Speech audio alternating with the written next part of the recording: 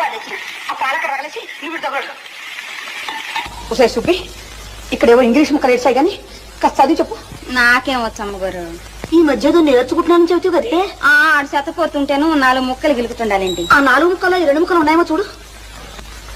MY my అంటే నా యొక్క, నా అని కూడా అనొచ్చులేండి. DEAR డీర్ అంటే దుప్పండి. జింకలో లేడు దుప్పులు ఉండవండి, ఆ దుప్పి. దుప్పే?